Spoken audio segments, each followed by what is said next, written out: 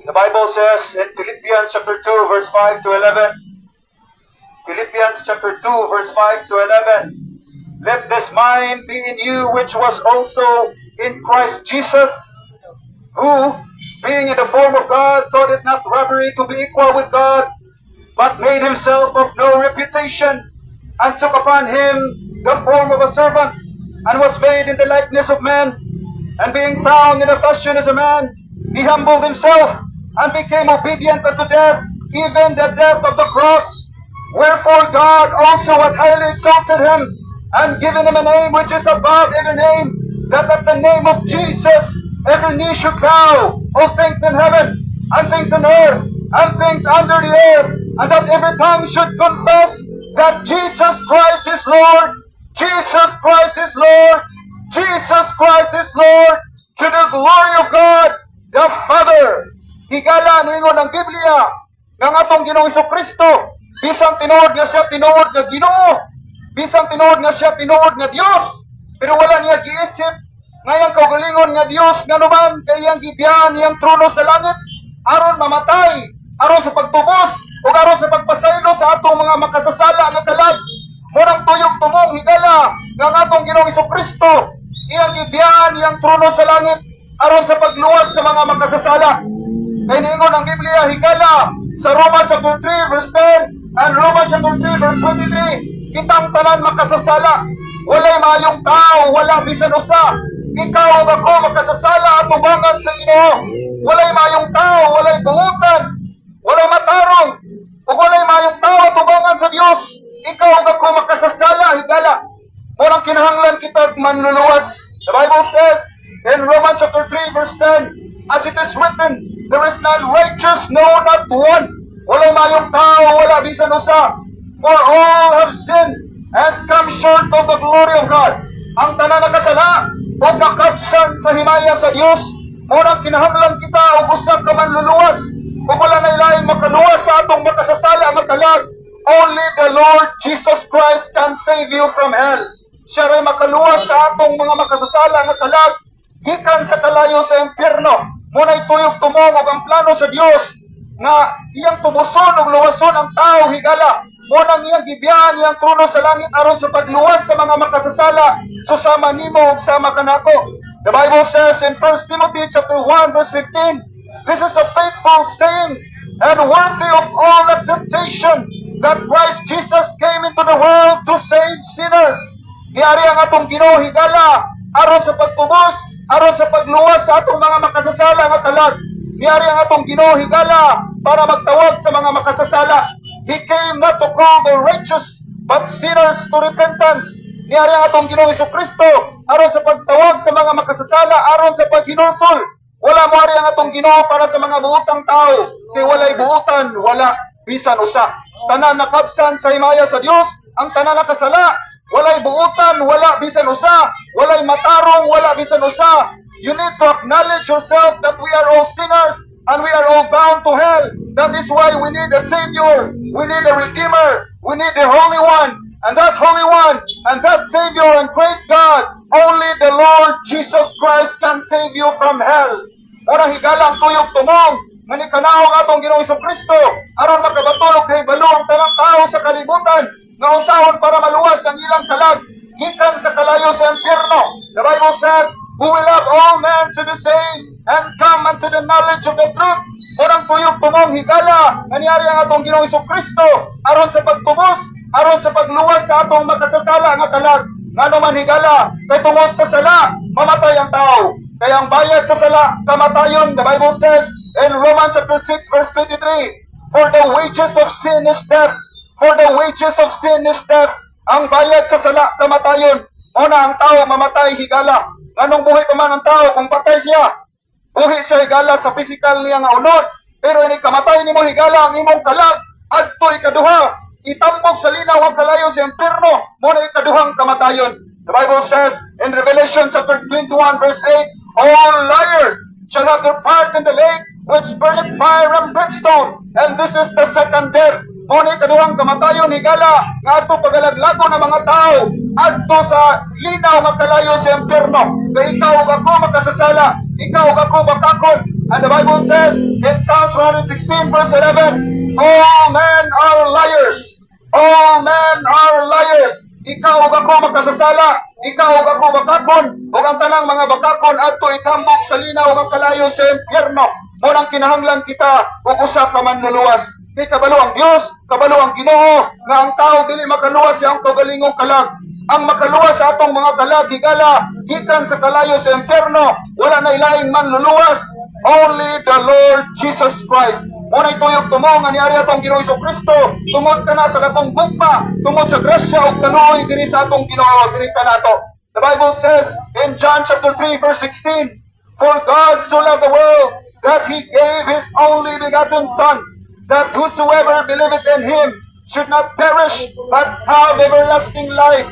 Tungod sa dakong gugma sa Ginoo diri sa kalibutan, iyang gipadala ang iyang bugtong gipakatao nga anak nga si Kristo Jesus, o si bisan kinsa ang mutog mosalig kang Kristo Jesus, dili gayon malaglag ngadto sa linaw nga kalayo sa impyerno, apan magkabaton og kinabuhing dayon ngadto sa iyang gingarian sa langit. Ori na kong gugma nga gitanyag sa atong Ginoo diri kanato. The Bible says in Romans chapter 5 verse 8, but God commended His love towards us, and that while we were yet sinners, Christ died for us. Samtang magkasasala pa kita higala, si Kristo Jesus namatay tungod sa atong mga sala. Unang kinahanglan kita ug manluluwas o mga makaluwas sa atong kalag, only the Lord Jesus Christ. Unang tuyok tumong nga namatay ang atong Ginoong Kristo ngadto sa krus sa Kalbaryo 2,000 years ago. Namatay ang atong Ginoo tungod sa atong mga sala. Ug siya gilubong ug sa ikatulo ka adlaw nabanhaw sumala sa mga kasulatan nga nay 500 kapin ka mga testigo nga nagpamatuod nga ang atong Ginoong Kristo siya lamang ang Dios nga buhi, siya lamang ang Ginoo nga nabanhaw gikan sa mga patay, ug ang atong Ginoo higala siya lamang ang makaluwas sa atong kalag. He is the Savior and Redeemer. Jesus Christ is the Prince of Peace. Jesus Christ is the King of Kings and Lord of Lords. Tungod ka na sa dakong gugma, grasya o kaluoy sa atong Ginoo diri kanato. The Bible says in Ephesians chapter 2 verse 8 to 9, for by grace are you saved through faith, and that not of yourself, it is the gift of God, not of works, lest any man should boast.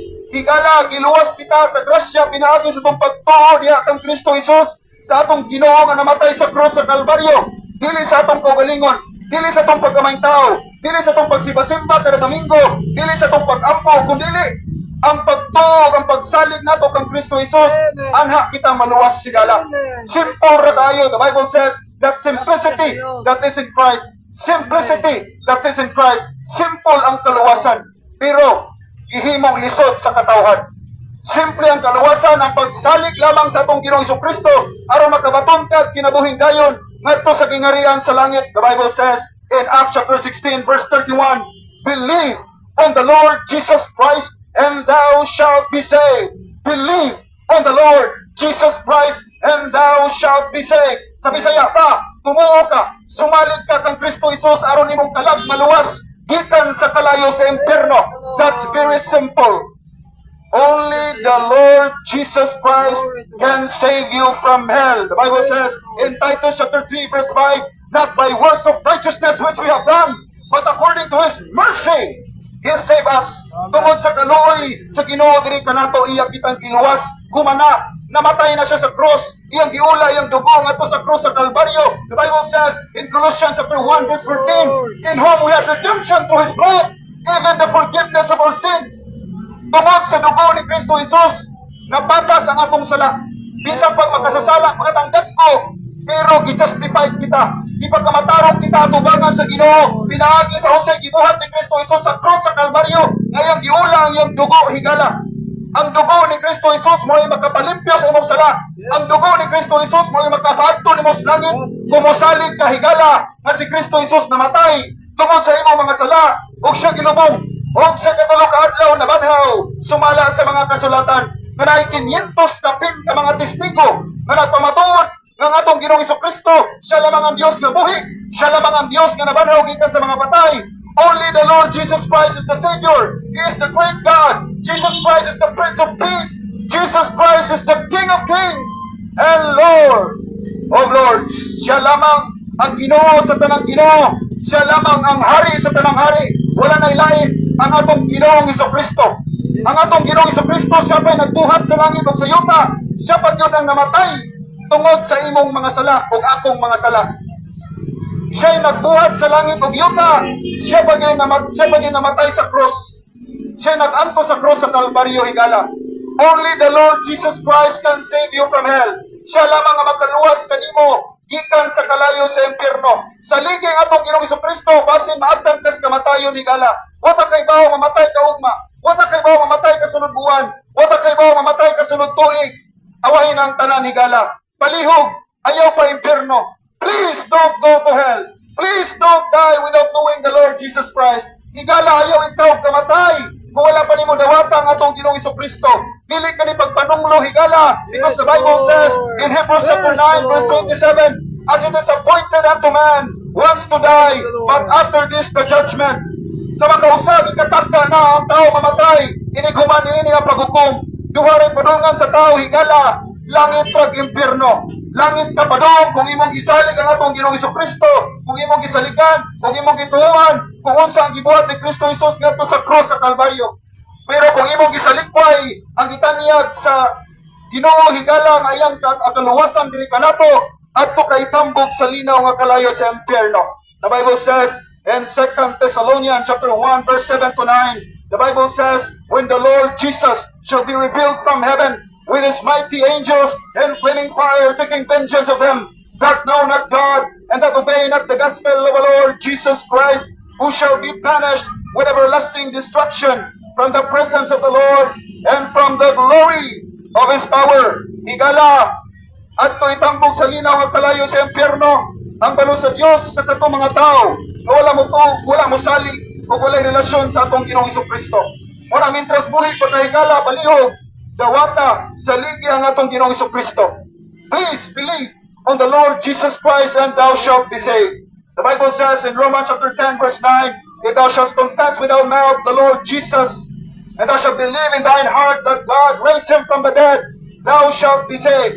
Kung isugid nimo sa imong baba nga si Kristo Jesus na banhaw gikan sa mga patay, ug mosalig ka sa imong kasing-kasing, higala nga si Kristo Jesus siya lamang ang Dios nga makaluwas diha kanimo, nan maluwas ang imong kalag ikan sa kalayo sa impyerno.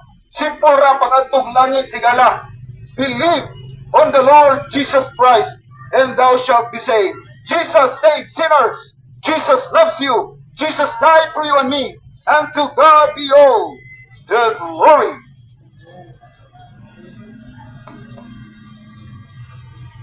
Thank you.